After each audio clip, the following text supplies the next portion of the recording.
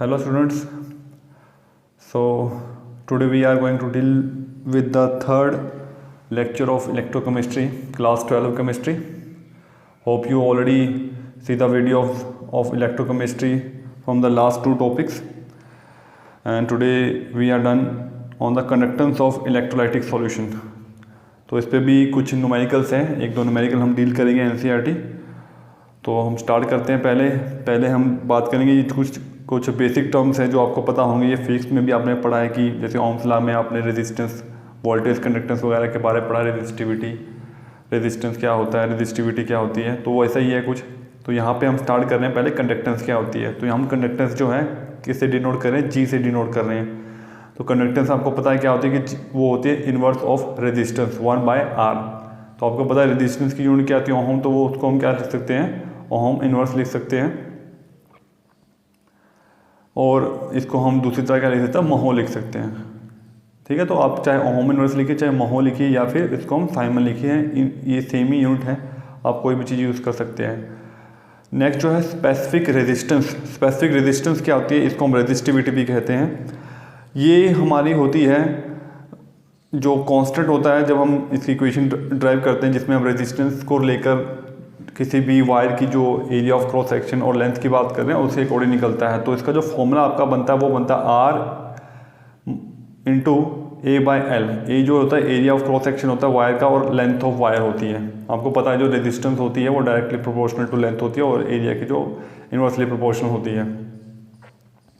तो इसके अकॉर्डिंग जो कांस्टेंट का साइन निकलता है उसको हम क्या होता है, रेजिस्टिविटी बोलते हैं। तो ये आपको सब पता होगा। तो यहाँ पे हमने जो सीधा रो का फॉर्मूला करना है R इंटू A/L, तो इसकी यूनिट क्या निकलेगी हमारी, ओहम सेंटीमीटर आपकी यूनिट निकल जाएगी इसमें, क्योंकि इसकी ओहम होगी। और आपको पता है ये एरिया की सेंटीमीटर स्क्वायर होती है और लेंथ की सेंटीमीटर होगी, तो ये एक कट जाएगा, तो हमारे पास सिंपल ओहम सेंटीमीटर बचेगा। तो ये रेजिस्टेंस या हमारी स्पेसिफिक रेजिस्टेंस और रेजिस्टिविटी है, रो से हम डिनोट करते हैं। पर जो ज़्यादातर काम आएगा हमें न्यूमेरिकल में वो आता है हमारा कंडक्टिविटी, जिसको हम क्या बोलते हैं, किससे डिनोट करते हैं, कापा से। इसको हम स्पेसिफिक कंडक्टेंस भी कहते हैं। ये होता है इन्वर्स ऑफ रेजिस्टिविटी। जो हमने रेजिस्टेंस का फॉर्मूला ऊपर किया है उसी का हमने इन्वर्स कर देना है। तो हमारा जैसे 1/रो करोगे तो ये हमारी कंडक्टिविटी निकल जाएगी। तो ये हमारा क्या हो जाएगा, जैसे रेजिस्टेंस इन्वर्स हो जाएगा 1/R, और A/L को हम क्या लिख देंगे, L/A लिख देंगे। तो ये हमें काम आएगा ये फॉर्मूला। इसको हम एक और तरह से भी रिप्रेजेंट कर सकते हो आप, जैसे 1/R है। 1/R अभी हमने पढ़ा, रेजिस्टेंस का इन्वर्स क्या होता है, कंडक्टेंस होता है। तो कंडक्टेंस हमारा G होता है, और L/A जो है उसको हम क्या लिखेंगे, G*। ये होता है सेल कांस्टेंट। ये सेल कांस्टेंट हर एक का सेम ही होता है, चाहे वो किसी भी कंसंट्रेशन का सेल हो। जो लेंथ बाय ए होगा, L/A होगा, किसी भी इलेक्ट्रोड का वो सेम होगा। तो हम इस तरह भी रिप्रेजेंट कर सकते हैं इसी फॉर्मूले को, G इंटू G*। तो इसकी जो यूनिट बनेगी वो बनेगी साइमन सेंटीमीटर इनवर्स, क्योंकि 1/R तो आपका साइमन बन जाएगा, और L/A हमारा क्या बन जाएगा, सेंटीमीटर इनवर्स बन जाएगा। नेक्स्ट हमारी है जो मोलर कंडक्टेंस।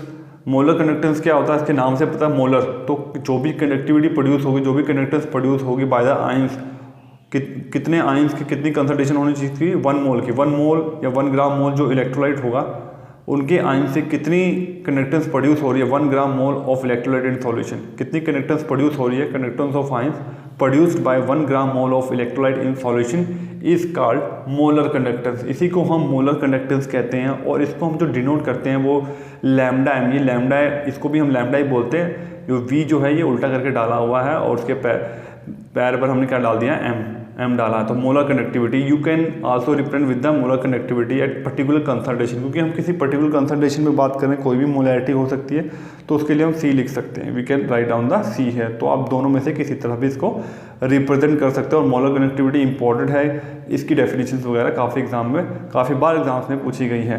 और इसका फॉर्मूला क्या होता है, मोलर कंडक्टिविटी का इसका जो फॉर्मूला होता है वो होता है कापा इंटू 1000 डिवाइड बाय मोलैरिटी होता है यहाँ पर। तो कापा कैसे निकलेगा, कापा अभी हमने पढ़ा, कंडक्टिविटी कैसे निकलेगा, वहाँ से हम कंडक्टिविटी निकाल के यहाँ पर पुट कर देंगे, और हमें कंसंट्रेशन गिवन होगी, डिवाइड करके हमारे पास मोलर कंडक्टिविटी निकल जाएगी। और इसकी जो यूनिट निकलेगी आपकी, तो आपकी कापा का तो हमें पता है साइमन सेंटीमीटर इनवर्स होती है, जो मोलैरिटी की हमारी क्या जाएगी, मोल इनवर्स हो जाएगी। तो ये हमारे पास साइमन सेंटीमीटर के मोल इनवर्स जो होती है वो कापा की यूनिट हो जाएगी आपकी। इसी तरह से हम दूसरी जो यूनिट है हमारे पास, दूसरा जो टर्म है वो है इक्विवेलेंट कंडक्टेंस। इक्विवेलेंट कंडक्टेंस बिल्कुल सेम वैसा ही है, बट यहाँ पर जैसे हम नॉर्मेलिटी की बात करते हैं, इक्विवेलेंट मास की बात करते हैं, वही चीज़ है कि यहाँ पे बस हमने जो कंसंट्रेशन है मोलैरिटी की जगह हमने नॉर्मेलिटी ले लेना है, उसको हम क्या बोल देंगे, इक्विवेलेंट कंडक्टेंस बोल देंगे। 1 ग्राम इक्विवेलेंट इलेक्ट्रोलाइट से जितनी भी कंडक्टेंस प्रोड्यूस होगी that is called equivalent conductance बोला। तो कापा इंटू 1000 डिवाइड बाय नॉर्मेलिटी हो जाएगा। तो इसका साइमन सेंटीमीटर स्क्वायर, आप चाहे इसको यहाँ पर नॉर्मेलिटी इनवर्स लिख दी, चाहे क्या लिख दे ग्राम इक्विवेलेंट इनवर्स, तो भी बात सेम ही हो जाएगी। तो ये आपको दोनों ही अच्छे से समझ में आ गई होंगी, मोलर कंडक्टिविटी और इक्विवेलेंट कंडक्टिविटी, यही न्यूमेरिकल्स इनसे डील करे जाएंगे। तो अब आइए हम न्यूमेरिकल देख लेते हैं एनसीईआरटी का। नेक्स्ट जो है इन्हीं पर ही है, the electrical resistance of A column of 0.05 मोल पर लीटर, 0.05 मोल पर लीटर आपकी क्या है, ये कंसंट्रेशन है NaOH सॉल्यूशन की of diameter 1 centimetre and length 50 centimetre. आप देख सकते हो यहाँ पे हमें डायमीटर की बने कॉलम है, ये कॉलम किस शेप में है, जो रेजिस्टेंस है, तो कॉलम का जो एरिया हमें निकालना पड़ेगा। यहाँ पे उसकी जो electrical resistance of column of 0.05 मोल पर लीटर NaOH सॉल्यूशन, ये इसकी कंसंट्रेशन हो गई, हमारी मोलैरिटी हो गई। डायमीटर गिवन है 1 सेंटीमीटर और उसकी लेंथ कितनी है 50 सेंटीमीटर। तो हमें पता है कि हमारा फॉर्मूला क्या है, इस 5.55 इंटू 10⁻³ ओम। तो ये तो रेजिस्टेंस हो गया आपका इलेक्ट्रिकल रेजिस्टेंस। तो आप इक्वेशन को अच्छा से पढ़ा करो कि आपको क्या गिवन है। इन्होंने ऊपर बोला इलेक्ट्रिकल रेजिस्टेंस, तो पर वैल्यू हमें नीचे दी हुई है, तो कई बार बच्चे नहीं देख पाते कि वैल्यू क्या है, कुछ और लिख देते हैं। पर यहाँ पे आप साफ देख सकते हो कि कौन कौन सी वैल्यूज आपको गिवन है। इलेक्ट्रिकल जो रेजिस्टेंस है वो आपका इतना है, कंसंट्रेशन आपकी इतनी है 0.05 और diameter 1 centimetre, length 50 centimetre. Let's see what we have to calculate. हमें कैलकुलेट करना है रेजिस्टिविटी। तो रेजिस्टिविटी का फॉर्मूला अभी हमने किया था रॉ, जो होता है R इंटू A/L होता है, ये हमने लिख दिया है यहाँ पर। कंडक्टिविटी भी निकालना है, यानी कि यहाँ कापा निकालना है। तो कापा का हमें पता है क्या फॉर्मूला है, बिल्कुल इसको इन्वर्स कर देना है, मतलब जो आपका आंसर आएगा वही आप उल्टा कर दो तो आपकी बात बन जाएगी, आपका यह कंडक्टिविटी निकल जाएगा। और लास्ट है molar conductivity. Molar conductivity simple है, हमारा लैम्डा एम। लैम्डा एम कैसे निकलता है हमारा, कापा इंटू 1000 डिवाइड बाय मोलैरिटी। तो कापा निकल जाएगा, तो उसके बाद हम लैम्डा एम पे निकाल। तो बिल्कुल ये सिंपल न्यूमेरिकल है, बिल्कुल हर चीज़ आपको गिवन है और सीधा ही आपको निकाल देना है, कोई मुश्किल नहीं आएगी। तो पहले हम रो निकाल लेते हैं यहाँ पर रेजिस्टिविटी। तो रेजिस्टिविटी का फॉर्मूला हमने पुट किया, रेजिस्टेंस आपको 5.55 इंटू 10⁻³ था। अब एरिया, जो कॉलम का एरिया है, क्योंकि हमें एरिया नहीं गिवन, हमें डायमीटर गिवन था, तो डायमीटर से रेडियस निकालना, तो उसको हाफ कर देंगे। हमें पता है रेडियस डायमीटर का हाफ होता है, तो ये हमारा कॉलम का फॉर्मूला बन जाएगा एरिया πr²। तो ये हम कैलकुलेशन करके जो आएगा, रेडियस डायमीटर 1 था तो रेडियस 0.5 हो जाएगा, तो एरिया आपका आएगा 0.785। तो ये मैंने एरिया की वैल्यू पुट कर दी है, और आप उसके बाद लेंथ की वैल्यू पुट कर देना 50, और आपकी कैलकुलेशन करके इतना आ जाएगा 87.135 ओम सेंटीमीटर आपका जो रेजिस्टिविटी है। तो रेजिस्टिविटी आ गई है अब आपकी। अब आपने क्या कैलकुलेट करता है ना, आप अपने कंडक्टिविटी कैलकुलेट कर देनी है। जो आपकी कंडक्टिविटी है, जो कापा है, वो क्या होगा, इनवर्स ऑफ रेजिस्टिविटी होगी। तो 1/ρ यानी कि 1/87.135, ठीक है। तो ये आपका आंसर आएगा 0.01148 सेंटीमीटर इनवर्स ओम इनवर्स, या आप इसको क्या लिख सकते हैं हम, साइमन सेंटीमीटर इनवर्स भी इसको लिखा जा सकता है। तो आप एक यूनिट अच्छे से याद कर लें ताकि आपको प्रॉब्लम ना आए। पर यूनिट्स वगैरह तो आप अच्छे से कैलकुलेट कर सकते हो, इनकी फॉर्मूले के हिसाब से आप यूनिट बना लो, कोई मुश्किल नहीं। यूनिट लिखना बहुत ज़रूरी होता है बोर्ड पॉइंट ऑफ व्यू से, अगर मैं बताऊँ कि वहाँ पे यूनिट्स के भी आपके मार्क्स होते हैं, अगर आप नहीं डालोगे तो उनके मार्क्स आपके कट जाएंगे। तो आप ध्यान रखिएगा कि यूनिट जरूर डालेगा, क्योंकि आपका सारा सम अगर आपको आता है तो यूनिट डालने में आपको कोई प्रॉब्लम नहीं आनी चाहिए। और लास्ट जो हमारा इस न्यूमेरिकल में हमने करना है lambda m, molar connectivity, kappa into 1000 divide by molarity. तो आपको फॉर्मूले याद होने चाहिए। कापा आपका 0.1 जो अभी हमने निकाला, 1000 इंटू मोलैरिटी आपको गिवन थी 0.05, और ये कैलकुलेट करके आ जाएगा 229.6, ठीक है जी। Siemens centimetre square mole inverse हमारा ये इसकी यूनिट हो जाएगी, ठीक है स्टूडेंट्स। तो आपको ये समझ में आ गया होगा, न्यूमेरिकल सिंपल सा है। तो इसको आप एक बार देखने के बाद अपने ऐसे खुद करिएगा ताकि आपको ये समझ में आ जाए। बिल्कुल भी अपने टाइम को वेस्ट मत करिए, जस्ट इनको आप यूटिलाइज करिए। नेक्स्ट हम न्यूमेरिकल हम देख लेते हैं। इसी तरह का न्यूमेरिकल थोड़ा सा अलग है, दोनों एनसीईआरटी न्यूमेरिकल से। तो अब हम देख लेते हैं इस न्यूमेरिकल में हमसे क्या पूछा गया है। Resistance of conductivity cell filled with 0.1 molar potassium chloride is 100 ohm. तो you can say that we have only molarity 0.1 molar KCl है हमारे पास, और 100 ओम इसी की रेजिस्टेंस है 0.1 मोलर KCl के। If the resistance of the same cell when filled with 0.02 molar KCl solution is 520 ओम।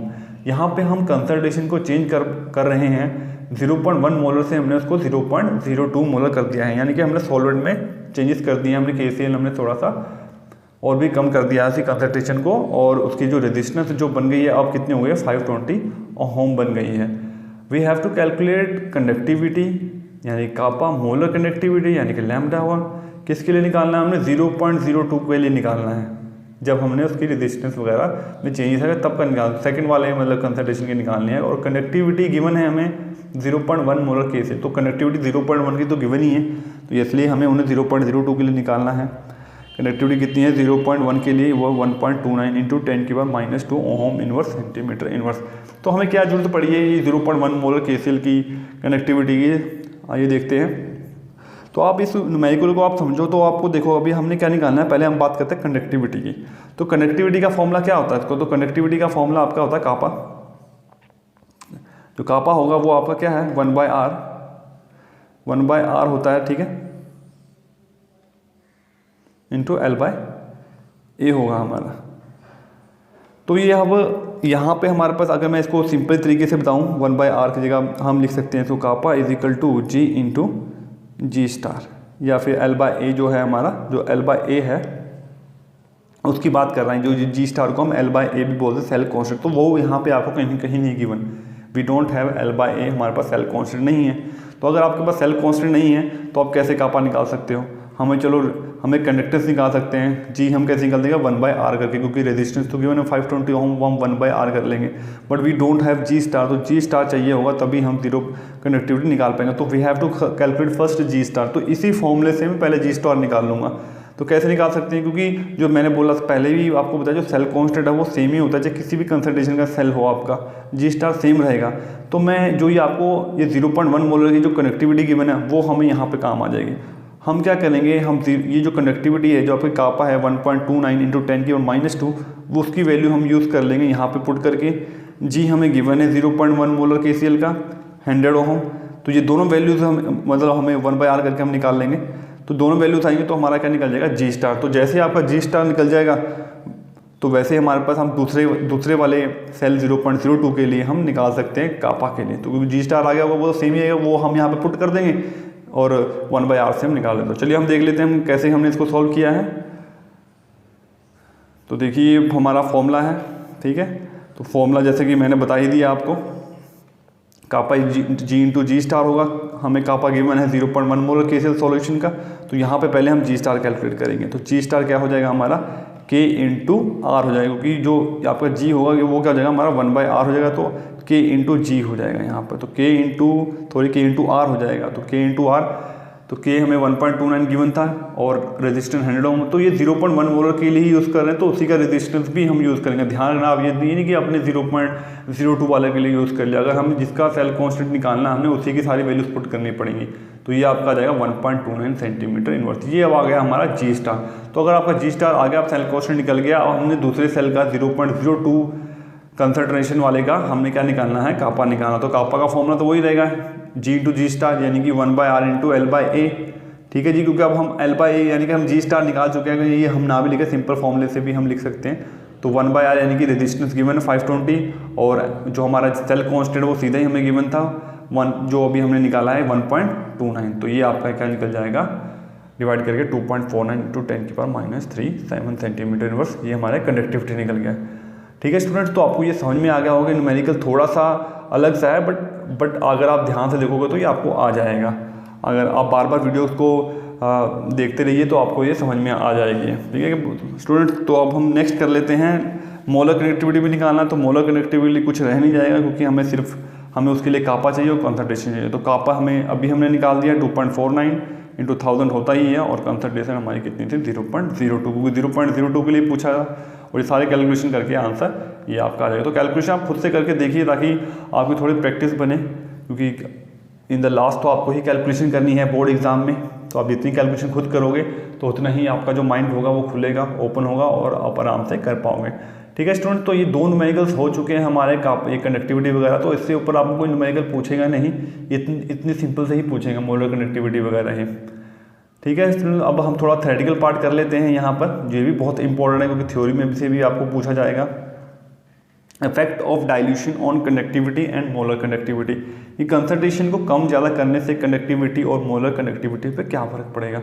तो अब ध्यान रखना, कंडक्टिविटी पूछी है कि आपको मोलर कंडक्टिविटी पूछी है, दोनों ही इफेक्ट होगा। तो ये दोनों ही चीज़ें बड़ी आराम से फॉर्मूले के हेल्प से आप बता सकते हो कि इंक्रीज करेगी या डिक्रीज करेंगे। तो हम पहले अगर मैं बात करूं, यहाँ पर मैंने लिख भी दिया कि जो मोलर कंडक्टिविटी है कंसंट्रेशन के इन्वर्सली प्रोपोर्शनल है, और जो आपकी कंडक्टिविटी है सिंपल वो डायरेक्टली प्रोपोर्शनल है किसकी, कंसंट्रेशन की। ये कैसे पता लगा, तो ये मुझे फॉर्मूले से पता लगा, जो भी आपका फॉर्मूला है। तो आप देख सकते हो मोलर कंडक्टिविटी और कंसंट्रेशन क्या है, एक दूसरे के इन्वर्सली प्रोपोर्शनल है। और जो कापा होगा, अगर कंसंट्रेशन इधर चली जाए तो कापा और जो आपका कंसंट्रेशन डायरेक्टली प्रोपोर्शनल। तो बस बात बन चुकी है। आप देख के बता सकते हो कि अगर कंसंट्रेशन में थोड़ी सी कम हुई, अगर मैंने कंसंट्रेशन कम कर दी, मतलब कि कंसंट्रेशन कम कैसे होगी, डाइल्यूशन करने पे। तो अगर मैं डाइल्यूशन करता हूँ तो मोलर कंडक्टिविटी हमारी बढ़ जाएगी, ठीक है जी। और अगर मैं कंसंट्रेशन इंक्रीज़ करता हूँ तो मेरी कंडक्टिविटी इंक्रीज़ कर जाएगी। और ये दोनों ही इंपॉर्टेंट है, तो आप ध्यान रखिएगा कि क्वेश्चन पूछे जाते हैं कि ऑन डाइल्यूशन जो है वो कंडक्टिविटी पे क्या इफेक्ट पड़ता है। तो इसका थोड़ा सा एक्सप्लेनेशन हम कर लेते हैं कुछ एग्जांपल्स के साथ, और वो दोनों एग्जांपल्स भी बहुत ज़्यादा इंपॉर्टेंट है। तो हम स्ट्रॉन्ग इलेक्ट्रोलाइट और वीक इलेक्ट्रोलाइट की हेल्प से करेंगे। तो पहले हम बात कर लेते हैं स्ट्रॉन्ग इलेक्ट्रोलाइट। तो आपको पता होगा स्ट्रॉन्ग इलेक्ट्रोलाइट क्या होगा, जो कम्प्लीटली क्या हो जाता है, ब्रेक डाउन होता है। ये ऑलरेडी कम्प्लीटली ब्रेक डाउन होते हैं किसी भी अगर हम सॉल्वेंट में इसको डाल देते हैं।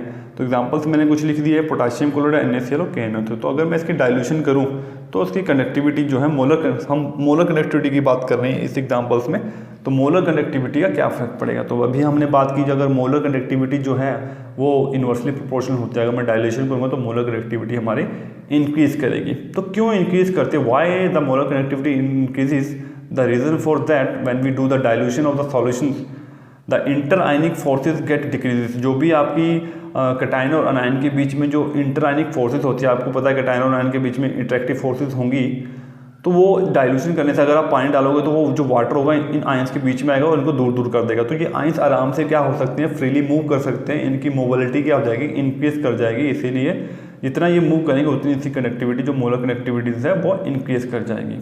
ये था रीज़न कि जो डाइल्यूशन करने पे क्या होता है, मोबिलिटी इंक्रीज कर जाएगी। तो यहाँ पे आप ग्राफ से समझ सकते हो कि आप देख सकते हो कि जो ग्राफ बनाया हमने मोलर कंडक्टिविटी और हमने कंसंट्रेशन पे बनाया है, तो जैसे जैसे ये कंसंट्रेशन इधर को इंक्रीज कर रही है, इसकी इन्वर्स डिक्रीज करेगी। तो अगर मैं डिक्रीज करूँ तो आप देख सकते हो जो ग्राफ है वो ऊपर की तरफ हमारा क्या कर रहा है, इंक्रीज कर रहा है। तो अगर हम कुछ वैल्यूज़ तक भी निकाल लें तो उसको थोड़ा सा एक्स्ट्रा रोटेशन करके आप इसकी वैल्यू को निकाल सकते हैं, ठीक है। तो हम मोलर कंडक्टिविटी निकाल सकते हैं स्ट्रॉन्ग इलेक्ट्रोलाइट केस में है, ठीक है जी। स्ट्रॉन्ग इलेक्ट्रोलाइट के ध्यान रखना, क्योंकि पूछा जाता है कि हम कैसे स्ट्रॉन्ग इलेक्ट्रोलाइट कंडक्टिविटी को निकाल सकते हैं। ये जो हमारा ये ग्राफ है तो इसको एक्स्ट्रापोलेट करके हम निकाल सकते हैं पोटेशियम क्लोराइड की या किसी भी स्ट्रॉन्ग इलेक्ट्रोलाइट की। और अगर हम ज़्यादा डाइल्यूशन कर देते हैं तो उसको हम बोल देते हैं कि एट इनफाइनाइट डाइल्यूशन। अगर हम काफ़ी डाइल्यूशन कर चुके हैं तो उसके बाद कनेक्टिविटी नहीं बढ़ेगी, आप जितना मर्जी डाइल्यूशन करते रहो। तो हम कह सकते हैं at infinite dilution there is no change in the molar connectivity and it can be represented by delta m naught. यहाँ पे ये जो डिबे हक्कल ने ये कंसंट्रेशन और मोलर कनेक्टिविटी के बीच में जो अपनी इक्वेशन दी थी, ये इक्वेशन भी बहुत इंपॉर्टेंट है। ये इसी बार एग्जाम में MCQ के फॉर्म में आई थी कि अलग अलग से आपको 4 इक्वेशन दी थी और पूछा था कि कौन सी जो है मतलब कि हमारी करेक्ट है। तो ये आपकी lambda m at any concentration, ये एट इनफाइनाइट डाइल्यूशन। ए जो है ये डिपेंड करता है नेचर ऑफ इलेक्ट्रोलाइट, कि आपका इलेक्ट्रोलाइट कैसा है, और जो C है वो आपकी कंसंट्रेशन है। तो ये इक्वेशन भी आपको याद कर लेनी है, न्यूमेरिकल वगैरह कुछ नहीं आएगा इस पर। जो ग्राफ है वही इंपॉर्टेंट है। जो दूसरा ग्राफ है वो हमारा किसका है, स्ट्रॉन्ग इलेक्ट्रोलाइट का हो चुका, वीक इलेक्ट्रोलाइट का है, वो इससे भी ज़्यादा इंपॉर्टेंट है हमारे स्ट्रॉन्ग से। क्यों है, अब यहाँ पे आप क्या करते हैं कि अगर हम वीक इलेक्ट्रोलाइट की बात करें तो कहीं कम्प्लीटली हमारा क्या नहीं होता, ब्रेक डाउन नहीं होता, या हम कह सकते हैं आयोनाइज नहीं होता, इसलिए तो वीक इलेक्ट्रोलाइट है। तो अब इसका ग्राफ की अगर बात करो, आप देख सकते हो कि जैसे मैं डाइल्यूशन करता हूँ तो कनेक्टिविटी तो बढ़नी है मोलर कनेक्टिविटी, बट काफ़ी इंक्रीज़ करती है इसके केस में, काफ़ी इंक्रीज़ कर रही है। और इसकी अगर डिफरेंस बात करें तो यहाँ पे जो इसको हम एक्स्ट्रापोलेट करके हम मोलर कनेक्टिविटी नहीं निकाल सकते। अब क्यों इसमें इतनी इंक्रीज़ कर रही है हमारी जो मोलर कनेक्टिविटी, वो इसलिए हो रहा है क्योंकि जो अगर हम डाइल्यूशन कर दें किसी भी वीक इलेक्ट्रोलाइट की तो जो उसकी आयोनाइजेशन है और ज़्यादा इंक्रीज़ कर जाएगी। क्योंकि डाइल्यूशन करने से क्या होगा, उसकी जो आयोनाइजेशन है वो इंक्रीज़ होने लगती है, डिसोसिएशन इंक्रीज़ करती है, आयंस और ज़्यादा डिसोसिएट करेंगे क्योंकि पहले तो कम टूटे होंगे, वो वीक इलेक्ट्रोलाइट पर डाइल्यूशन करने से और ज़्यादा इलेक्ट्रोलाइट टूट जाएंगे, तो उसकी कनेक्टिविटी काफ़ी इंक्रीज़ कर जाएगी, एक्सपेक्टेडली काफ़ी इंक्रीज़ करेगी। तो इसीलिए इसकी जो कनेक्टिविटी काफ़ी बढ़ जाती है, मोलर कनेक्टिविटी। तो on dilution there is an increase in the dissociation and value of molar connectivity also expectedly to increase. तो यही था जो वीक इलेक्ट्रोलाइट की। तो हम देख सकते हैं ग्राफ काफ़ी ऊपर की तरफ जा रहा है, तो उसको हम एक्स्ट्रापोलेट करके आप मोलर कनेक्टिविटी कैलकुलेट नहीं कर सकते। इसको कैलकुलेट करने के लिए जो कोहलर्स लॉ है हम जो नेक्स्ट करेंगे उसमें आप निकाल सकते हो, जो हमारे पास कोई और तरीका नहीं है।